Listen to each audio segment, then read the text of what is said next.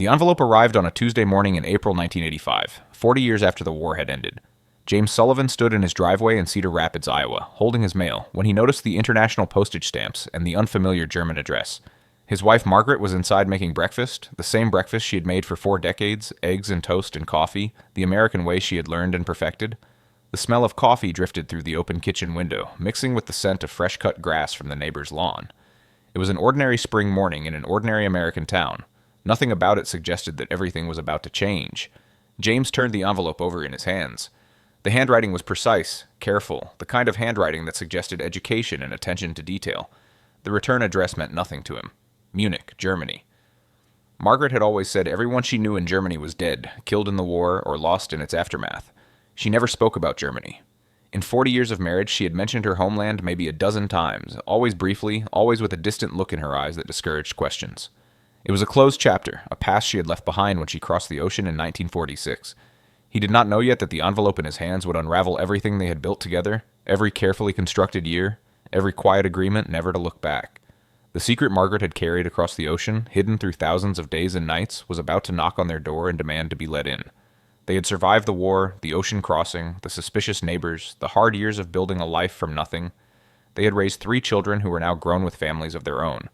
They had built a good life, a respectable life, the kind of life that looked perfect from the outside, but what arrived that morning would test them in ways that bombs and bullets never could, because some battles are not fought with weapons.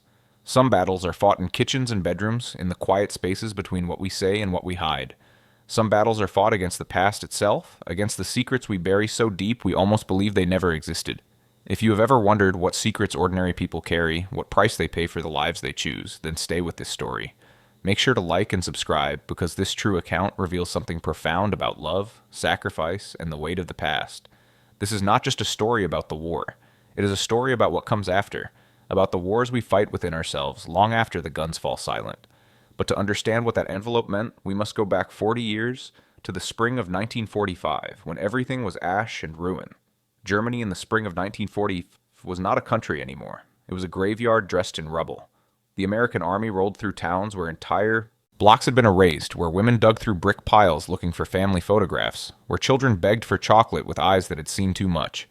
Sergeant James Sullivan, 23 years old, from Cedar Rapids, Iowa, had crossed France and Belgium and now stood in a German town whose name he could barely pronounce. The war was ending. Everyone knew it. Hitler was dead, the Reich was collapsing, and what remained was the strange, tense work of occupation. James had been trained to hate the Germans. Every training film, every speech, every poster had made them into monsters. But walking through the broken streets of this small Bavarian town, all he saw were people. Exhausted people. Hungry people. Old men who would not meet his eyes, women in threadbare coats, children with bare feet despite the spring cold. The smell of smoke still drifted from damaged buildings. Dust hung in the air, never quite settling. The sound of hammers echoed as people tried to rebuild something, anything from what was left. His unit had set up command in what had been the mayor's building, one of the few structures still mostly intact. That was where he first saw her.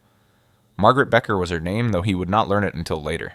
She was 21 years old, though she looked both younger and older, the way people did after years of war.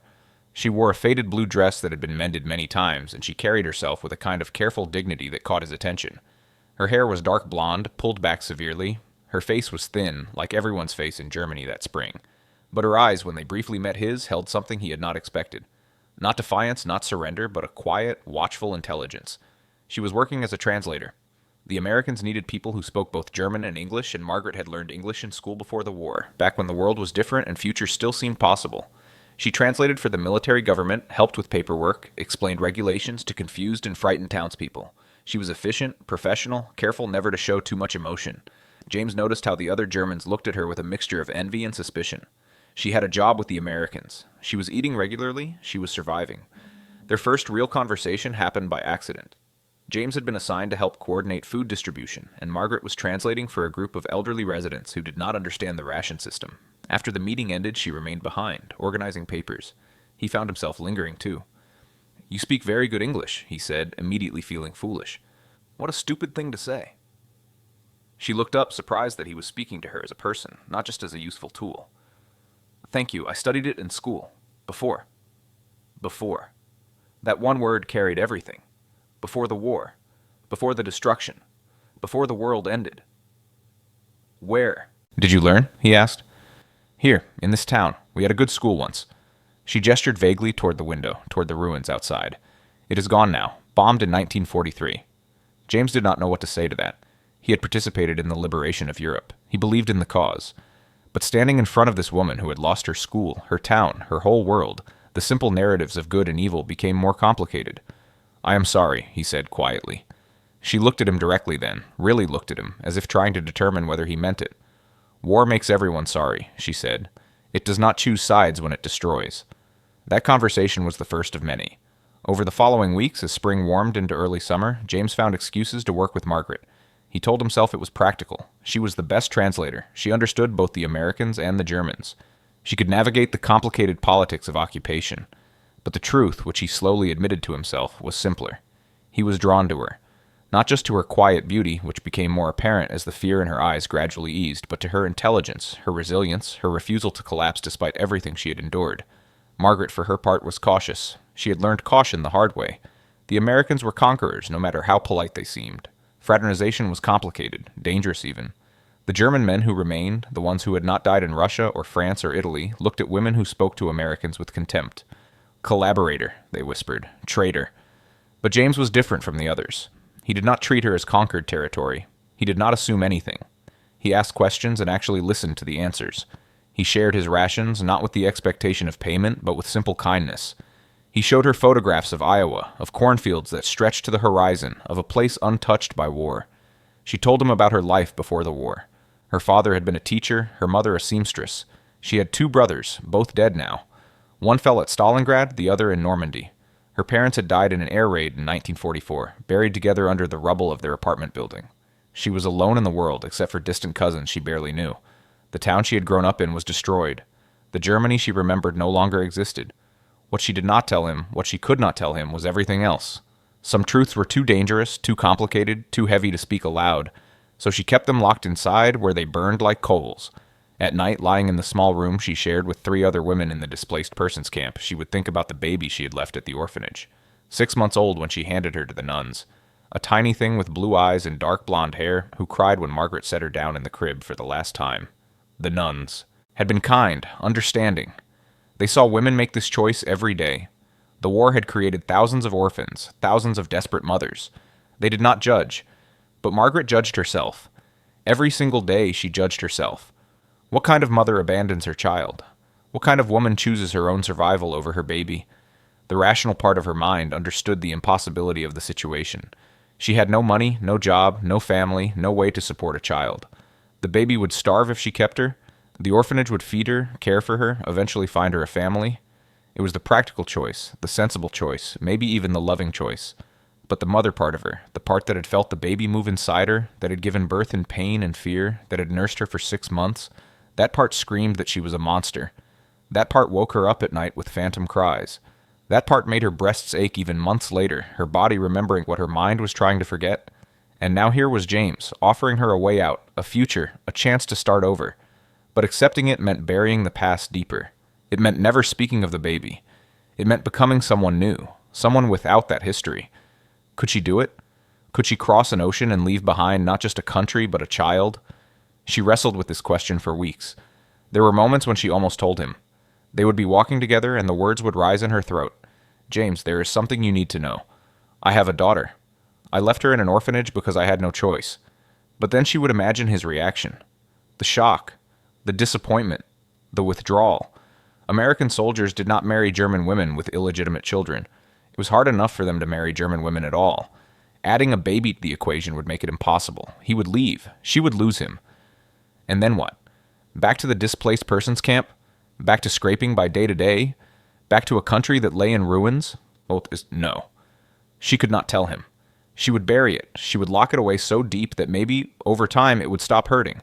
Maybe in America, in a new life, she could become someone different. Someone who had never made that choice. Someone who could be a good wife, a good mother to future children, someone worthy of the second chance she was being given. It was a bargain she made with herself. Silence in exchange for survival. Secrets in exchange for a future. And for 40 years, she would live with the weight of that bargain, feeling it settle into her bones, becoming part of who she was. By July, James knew he was in love. It was not something he had planned or even wanted. He was supposed to go home when his service ended, back to Iowa, back to normal life. Getting involved with a German woman complicated everything. The army frowned on fraternization. His family would be shocked. His friends back home would not understand. But love, he was discovering, did not care about complications. He asked her to walk with him one evening, away from the command post, through streets that were slowly being cleared of rubble. The summer sun was setting, painting the broken buildings in shades of gold and pink. It was almost beautiful if you did not look too closely at what the light was illuminating. "Margaret," he said, and then stopped, unsure how to continue. "How did you tell someone you loved them when the world had just torn itself apart? How did you ask someone to trust you when your country had been bombing theirs?" She stopped walking and turned to face him. "Yes?" "I care about you," he said. "I know this is complicated. I know everything is wrong about the timing and the circumstances, but I care about you. Very much." She was quiet for a long moment. When she spoke, her voice was barely above a whisper. "I care about you too. But James, you do not know me. Not really. There are things about my life, about what I have done that you do not know." "We have all done things to survive, and he said. "The war made everyone do things. I do not need to know everything. I just need to know if you feel the same way I do." "I do," she admitted. "But that does not make it simple." "Nothing is simple anymore," James said. "But maybe that is okay. Maybe we can figure it out together." What Margaret wanted to say was that he could not possibly understand, that she carried a secret so large it could destroy everything, that loving him was both the most natural and the most dangerous thing she could do. But looking at his honest, open face, at the hope in his eyes, she made a choice. She would allow herself to love him. She would allow herself to hope that maybe, just maybe, the past could stay buried, that she could become someone new, that America, distant and unknowable, could be a place to start over.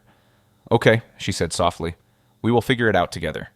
The path from that conversation to marriage was neither smooth nor simple.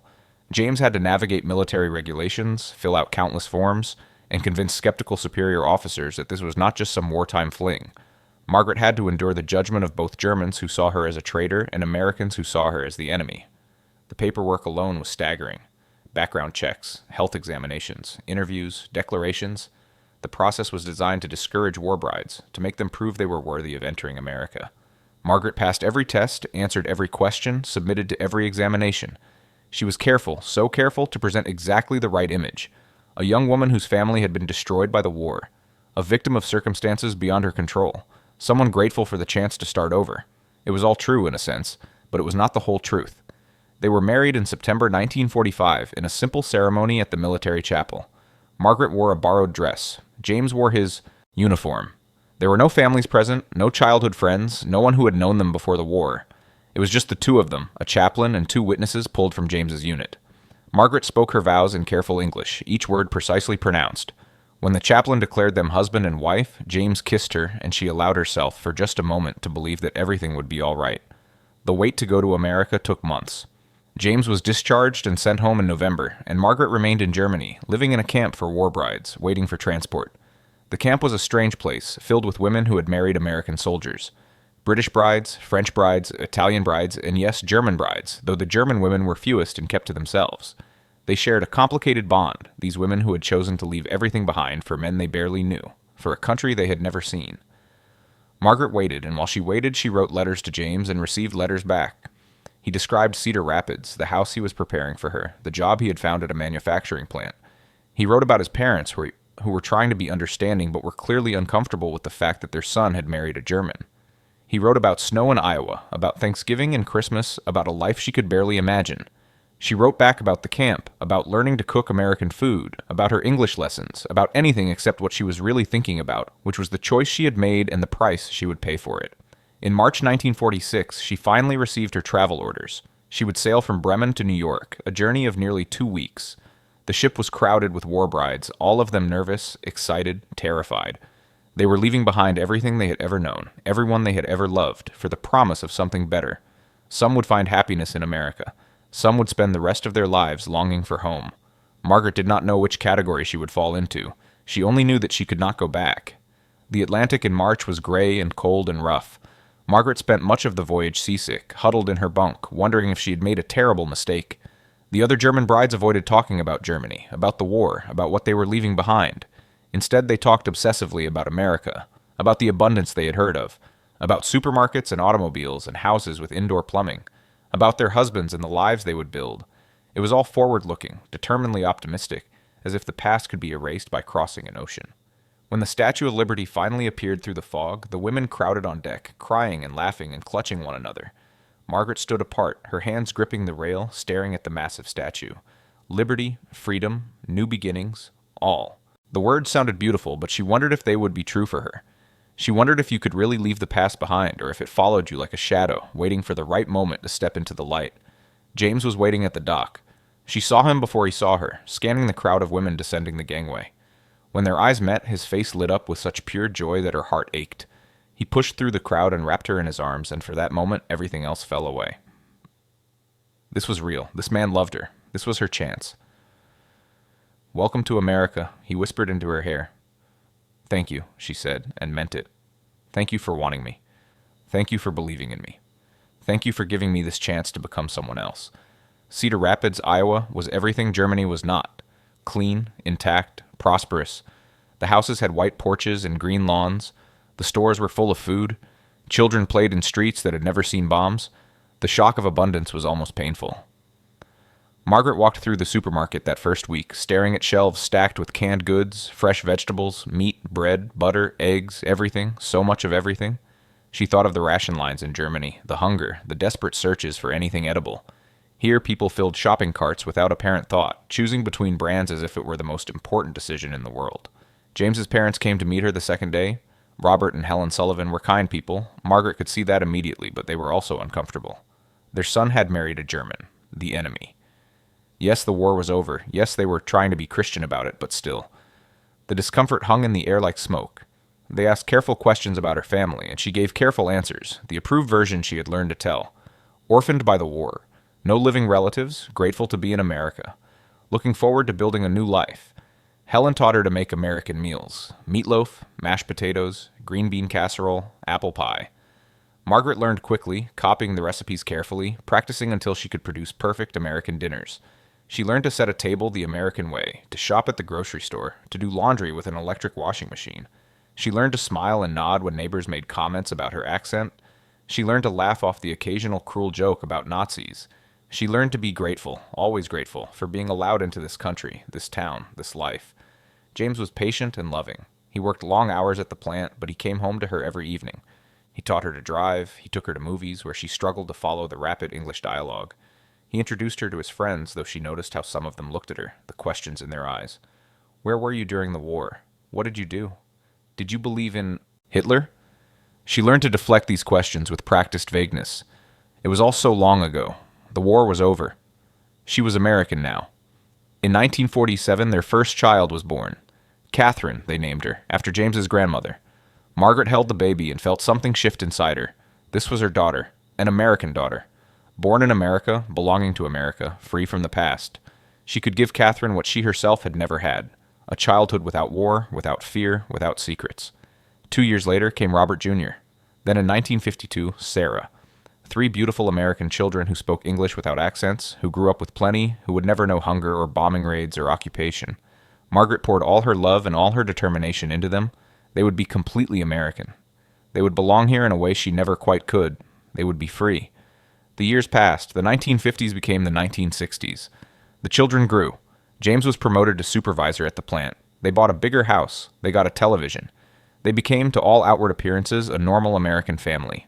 Margaret volunteered at the children's school. She joined the PTA. She baked cookies for church fundraisers. She made friends, though always with a slight reserve, a small part of herself held back. Her accent faded, but never quite disappeared. Sometimes people asked where she was from, and she had learned to say simply, "Europe," and change the subject. But the past did not disappear. It lived in her dreams, in the nightmares that sometimes woke her gasping. It lived in the moments when she heard German spoken and felt her chest tighten. It lived in the careful way she never spoke about the war, never mentioned Germany, never allowed herself to remember too much. James noticed she knew he did. Sometimes he would find her standing by the window, staring out at nothing, and he would ask if she was okay. She would smile and say yes, of course, just tired. And he would accept this because he loved her, because he trusted her, because it was easier than digging into painful places. What he did not know, what she had never told him, was that she had left someone behind. Not in Germany exactly, but in the complicated aftermath of war, in the displaced persons camps, in the chaos of 1945. She had made a choice, the hardest choice of her life, and she had lived with it every single day since. She had told herself it was the right choice, the only choice. She had told herself that everyone had to make impossible decisions during the war, that survival required sacrifices, that she had done what she had to do. But in the dark hours before dawn, when the house was quiet and James slept beside her, she wondered if the choice had been right. She wondered if she had been a coward. She wondered if she deserved the happiness she had found. Most of all, she wondered if the past could ever truly stay buried. The 1970s brought changes. The children grew up and left home. Catherine went to college in California. Robert Jr. joined the Air Force. Sarah moved to Chicago. Suddenly the house was quiet, just Margaret and James after all these years. They were not old, not yet. But they were no longer young. James's hair had gone gray. Margaret's face showed lines that had not been there before. They settled into a comfortable routine, two people who had spent 30 years learning each other's rhythms. James retired from the plant in 1980. They talked about traveling, maybe going to see the children, maybe taking a cruise. But they never talked about going to Germany. That subject remained off limits, an unspoken agreement between them. Margaret's past was a closed door, and James, bless him, had never tried to force it open. But the past, as it turned out, had other plans. April 1985. That Tuesday morning in the driveway, James stood with the mail in his hands, looking at the envelope from Germany. Margaret's name was written on it in unfamiliar handwriting. The postmark was from Munich. He turned it over, curious and slightly uneasy. Margaret did not correspond with anyone in Germany. She had always said everyone she knew there was dead. He brought the mail inside. Margaret was at the kitchen table, reading the newspaper with her coffee. She looked up when he entered, smiled at him, and then her eyes caught on the envelope in his hand. He watched the color drain from her face. "That is for you," he said, holding it out. "From Germany." Her hand trembled slightly as she took it. She stared at the address, at the handwriting, and he saw something in her eyes he had never seen before. Not fear exactly, but something close to it. Something like dread mixed with longing. "Margaret," he asked her, "are you okay?" "Yes," she said automatically. "Then, I do not know. I need to read this alone, please." He wanted to ask more, but something in her face stopped him. "Okay," he said. "I will be in the garage if you need me." She waited until he left. Then, with shaking hands, she opened the envelope. Inside was a letter, 3 pages in German, and a photograph. She looked at the photograph first, and the world tilted. It was a young woman, maybe 25 years old, with dark blonde hair and blue eyes. She was standing in front of what looked like a university building, smiling at the camera. The resemblance was unmistakable. She had Margaret's nose, her chin, her way of holding her head slightly tilted. She looked like Catherine, like Sarah, like family. Margaret's hands shook so badly she almost dropped the photograph. 40 years. 40 years since she had made her choice. 40 years since she had believed she would never see or hear from her again. 40 years of trying to forget, trying to justify, trying to live with what she had done. She forced herself to read the letter. It was written in German, the language she had not spoken in decades, the language that still lived in her head in quiet moments. "Dear Mother," it began, and Margaret had to stop, had to breathe, had to remind herself that she was sitting in her kitchen in Iowa, that she was safe, that the past was the past. "I do not know if you will remember me, or if you even want to hear from me. My name is Anna Fisher. I was born in 1945 in a displaced persons camp near Munich. My mother, that is you, left me there when I was 6 months old. I was raised by the nuns in an orphanage, and then by a family who adopted me when I was 3. Margaret closed her eyes. The memories came flooding back, overwhelming her carefully constructed defenses. The displaced persons camp, the chaos of post-war Germany, the baby she had given birth to in the spring of 1945 before she met James, when she was alone and terrified and trying to survive. The father had been a soldier, a German soldier, who died at the end of the war before he ever knew about the baby. Margaret had been 19, living in a camp full of refugees, with no family, no money, no future. When James had come into her life that summer, when he had offered her hope and a future, she had faced an impossible choice. He did not know about the baby. How could she tell him? An American soldier marrying a German woman was already scandalous. An American soldier marrying a German woman with an illegitimate child? It was impossible. The military would never approve it. His family would never accept it. She would lose her only chance at escape, at a new life. So she had made a choice. She had left the baby at the orphanage run by Catholic nuns. She had told herself the baby would be better off, would be adopted, would have a chance at a real life. She had told herself it was an act of love, not abandonment. She had told herself that she was doing the right thing, and then she had crossed an ocean and never looked back. She had built a new life, had 3 more children, had become someone else entirely. She had buried that first baby so deep in her memory that sometimes she could almost believe she had imagined it, that it had never happened. But it had happened, and now 40 years later, here was the proof. She forced herself to keep reading. I had a good life. The family who adopted me, the Fishers, they were kind people. They loved me. They gave me everything. I went to university, I became a teacher, I married a wonderful man. I have 2 children of my own now, your grandchildren, though you have never met them. I am not writing to accuse you or to make you feel guilty. I just wanted you to know that I am okay. That I survived. That I turned out all right. But I also wanted you to know that I found the records. I know you left for America. I know you married an American soldier. I know you have other children, my half-siblings. I found all this through the Red Cross and the immigration records. It took me years. I do not expect anything from you. I do not expect a relationship or even a reply. I just needed you to know that I exist. That I have always existed. That leaving me did not make me disappear. If you do not want contact, I will understand. I will respect your wishes. But if you do, if some part of you wants to know me, wants to acknowledge me, then I would like that. I would like to know where I came from. I would like to understand. With hope, your daughter, Anna. Margaret sat at the kitchen table for a long time, the letter and photograph in front of her. Tears ran down her face, but she barely noticed them. 40 years of secrets. 40 years of silence. 40 years of building a life on top of a buried truth. And now that truth had risen up, demanding to be acknowledged, James found her there an hour later, still sitting, still crying. He had never seen her cry like this, not once in 40 years of marriage. "Margaret," he said, alarmed. "What is it? What happened?" She looked up at him, this man who had loved her for 40 years, who had given her everything, who deserved the truth. "I need to tell you something," she said. "Something I should have told you a long time ago." She told him everything.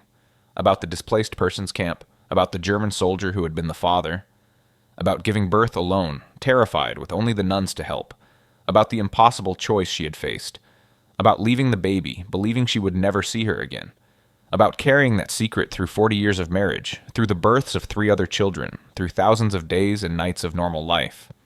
James listened without interrupting. His face showed shock, confusion, hurt, but he let her speak. When she finished, silence filled the kitchen. "You have another daughter?" he finally said. "This whole time you have had another daughter, and you never told me." "I was afraid," Margaret said. "I was afraid you would not marry me. I was afraid I would lose everything. I was afraid of what people would think, what your parents would say. I was afraid, James. I was 19 years old and alone in the world and terrified. But all these years," he said, "all these years you could have told me. We have been married for 40 years. We have had 3 children together, and you never trusted me enough to tell me the truth." "It was not about trust," Margaret said desperately. "It was about shame. It was about trying to forget. It was about becoming someone new. I thought if I buried it deep enough, if I never spoke of it, it would stop being real. I know that sounds foolish now, but that is what I believed." James stood and walked to the window, his back to her. Margaret watched him, her heart breaking. This was what she had always feared, that the truth would come out, that she would lose everything, that the price of her secret would finally come due. "I need time," James said finally. "I need time to think about this. This is not something I can just accept and move on from." "I understand," Margaret whispered. He left the kitchen. She heard his footsteps. On the stairs, heard the bedroom door close. She sat alone with the letter and the photograph, with 40 years of secrets finally brought into the light. The next days were painful. James was not cruel, but he was distant. He spoke to her in polite, careful tones. He slept in the guest room. He spent long hours in the garage or taking walks. Margaret understood. She had had 40 years to live with this secret. He had had only days. He needed time to process, to understand, to decide what he felt. She thought about Anna constantly, her daughter, her first child.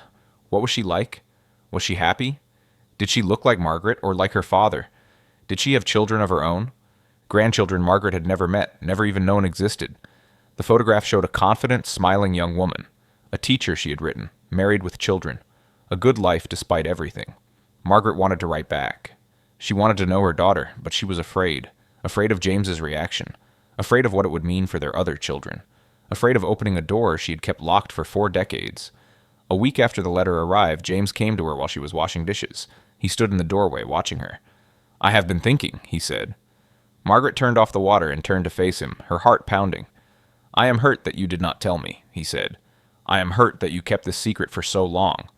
I feel like I do not know you as well as I thought I did." "I know," she said quietly. "But I also understand," he continued. "I have been trying to put myself in your position. 19 years old, alone, in a country that had just lost a war, with no family, no money, no options. And then I come along offering you a way out, but only if you leave everything behind. I do not know what I would have done in your situation. I like to think I would have told the truth, but I do not know. None of us know what we would do until we are tested. Margaret felt tears beginning again. James, she started. Let me finish, he said gently. What you did, leaving that baby, that was hard. I'm not going to judge you for it because I was not there. I did not live through what you lived through. But what I do know is this. You have been a wonderful mother to our children. You have been a good wife to me. You have built a good life here. And that girl Anna, she says she had a good life too. Maybe you made the right choice. Maybe you did not. But it is done now. And all we can do is decide what happens next. What do you think should happen next? Margaret asked. I think you should write to her, James said. She is your daughter. She deserves to know you if that is what she wants. And I think you deserve to know her. What about the other children? Margaret asked. What about Catherine and Robert and Sarah? What will they think? We will tell them the truth, James said. They are adults. They can handle it. Yes, they will be shocked. Yes, they will have questions. But they love you and they will understand. Margaret crossed the kitchen and wrapped her arms around him, this man who had given her so much, who was giving her grace even now. Thank you, she whispered. Thank you for understanding. Thank you for forgiving me. I love you, he said simply. We will figure this out together. Margaret wrote to Anna that evening. It took her hours to find the right words. She wrote in German, the language coming back to her after so many years of disuse. She told Anna about her life, about James, about the 3 children, about America. She tried to explain why she had left her, tried to put into words the impossible situation she had faced, the choice she had made. She did not ask for forgiveness because she did not feel she deserved it. She only asked for understanding. Anna wrote back a month later. Her letter was kind, generous even. She said she understood. She said she did not blame Margaret. She said she wanted to meet, if that was possible. Maybe Margaret could come to Germany, or maybe Anna could come to America. In the fall of 1985, 40 years after Margaret had left Germany, she returned. James went with her. They flew to Munich, where Anna met them at the airport. Margaret saw her from a distance, this daughter she had left behind, now a grown woman with a family of her own. Anna saw her at the same time, and they walked toward each other, both crying, both overwhelmed. They spent a week together in Germany. Anna introduced them to her husband, her children, the Fishers who had adopted her. Margaret met her grandchildren, beautiful children who spoke German and had never been to America. She saw the life Anna had built, the happy, successful life, and she felt both profound relief and profound sadness. Relief that Anna had been okay, had thrived even. Sadness for all the years they had lost, all the moments she had missed.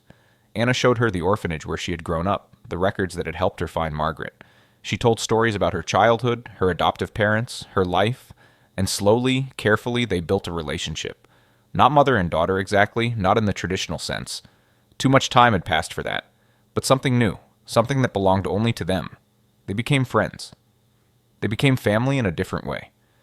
Catherine, Robert, and Sarah were told the truth. They were shocked, yes, but they adjusted. They were curious about their half-sister, wanted to know her. Anna came to visit America the following year, and they all met. It was awkward at first, strange to suddenly have a new sibling at their age, but Anna was warm and kind, and gradually they built their own relationships with her. For the next 10 years until Margaret's death in 1995, she maintained a relationship with Anna. They wrote letters. They visited when they could. They talked on the phone, Margaret's German slowly coming back to her, rusty but functional. They would never get back the 40 years they had lost, but they made the most of the time they had. When Margaret died, Anna came to the funeral in Iowa. She stood with Catherine and Robert and Sarah, 4 siblings mourning their mother together.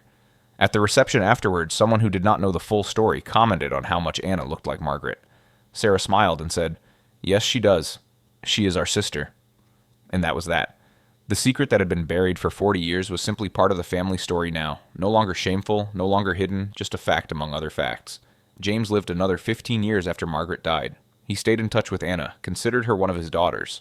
When he died in 2010, she came to that funeral too, and her children came with her, those grandchildren Margaret had never known she had.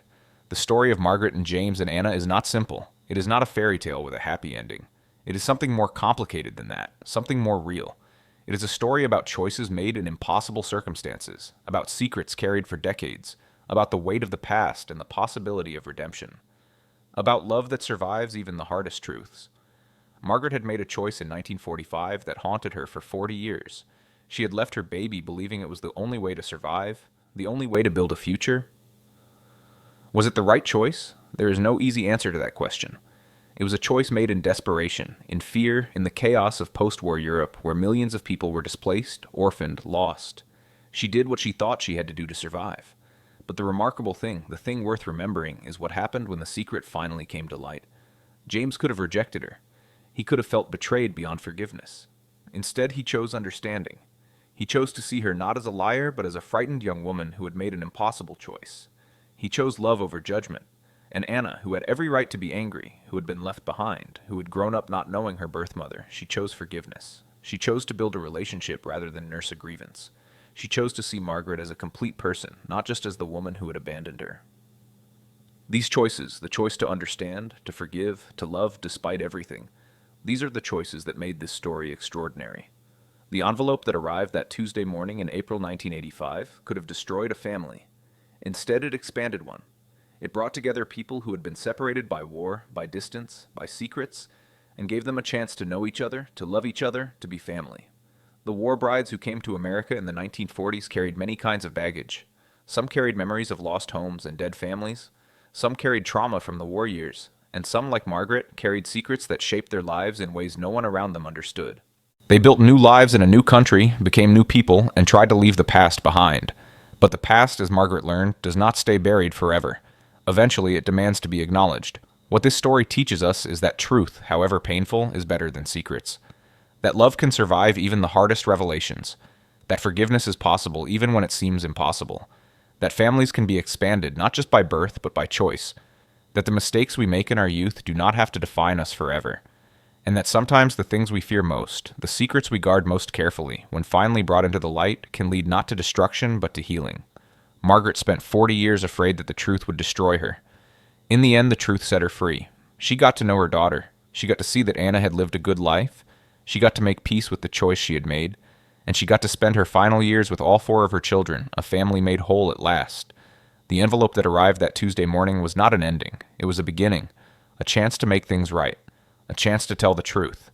A chance to build something new from the fragments of the past. And that is the story worth remembering. Not just the secret itself, but what happened after. Not just the mistake, but the redemption. Not just the pain, but the healing.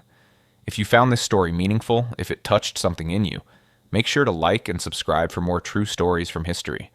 These accounts, though buried in time, still speak profound truths about human nature, about the choices we make, about the power of love and forgiveness to heal even the deepest wounds. These are the stories that remind us that we are all human, all flawed, all deserving of grace. Share this story with someone who needs to hear it. Because somewhere out there, someone is carrying a secret, living in fear, believing that the truth will destroy everything. And maybe, just maybe, this story will give them hope that truth and love can coexist, that secrets can be brought into the light, and that families can be made whole again.